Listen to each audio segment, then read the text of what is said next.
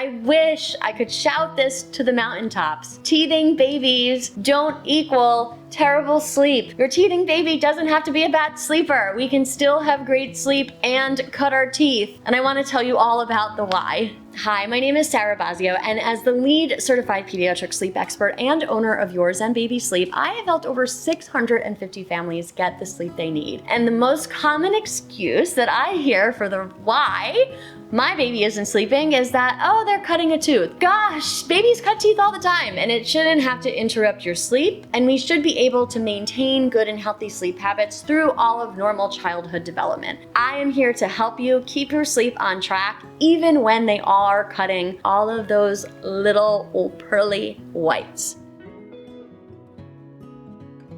So when is it teething and when is it something else? Teething pain, acute teething pain, should only be lasting for about 2 to 3 days. That's it.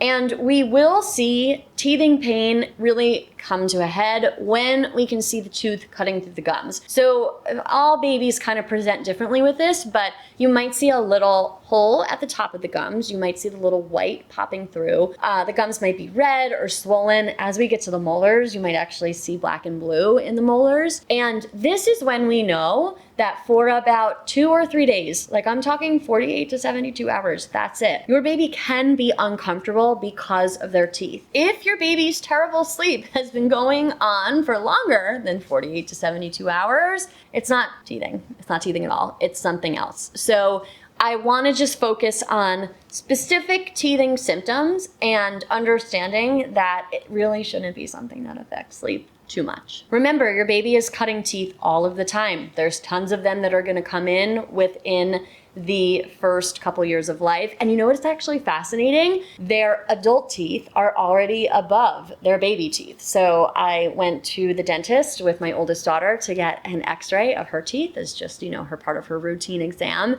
And I saw the baby teeth that were already in, right? And her adult teeth were above it. And the dentist said to me, "You're actually always teething. Our children are constantly teething. They're very, very, very, very, very, very slowly pushing the teeth down constantly."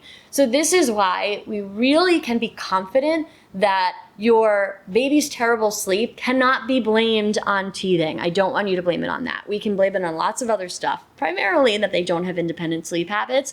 And if that is the case, we want to look into teaching them sleep habits through a sleep training method, which is what I help families with every day. But when we really pinpoint that it is teething pain that is affecting their sleep, the first line of action is really to just look into pain management, right? The only thing we can do is help them manage their pain, and I want you to call their pediatrician to see what their advice will be. Some pediatricians do recommend Tylenol. There are also over-the-counter remedies that can help to soothe and calm the gums in order to help them feel a little bit better at bedtime and throughout the night. You can always put their teething toys into the freezer or even run a washcloth underwater and then freeze that, offering that to your baby before bedtime. So giving that to them during their bath time and as you're getting them ready to go to bed can really relieve some of the uncomfortable feeling that they have in their mouth ahead of bedtime, and the cold from the frozen teething toys or from the frozen washcloth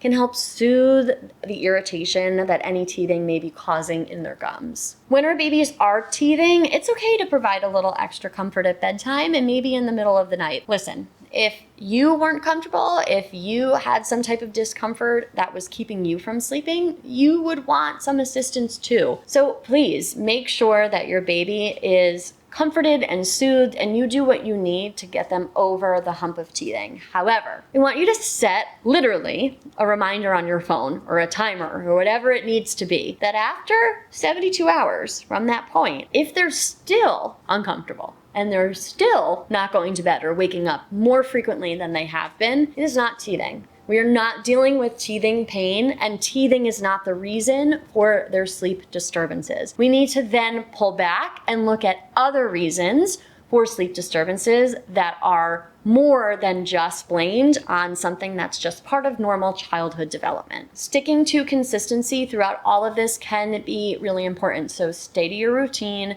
make sure that your bedtime routine is on par, and that even throughout the wake-ups, we really are trying to encourage the independent sleep habits if you do have them established. And then after that 72-hour mark, if your baby does have independent sleep habits, we are going back to those old rules. Once we know that the teeth have cut through the gum line, we can be certain that unless another tooth is cutting through, the teething pain is done and we can take a little reprieve and get back to our old sleep rules, our old habits, and sleeping on our own at bedtime and throughout the night. Please make sure that you just exercise some patience. You know, as with anything in parenting, this is just a phase, and a very short phase at that. One that happens frequently though, and it will pass. I actually don't pause my sleep training programs when a baby is teething because it is not something that we really need to take into account as they're learning independent sleep habits.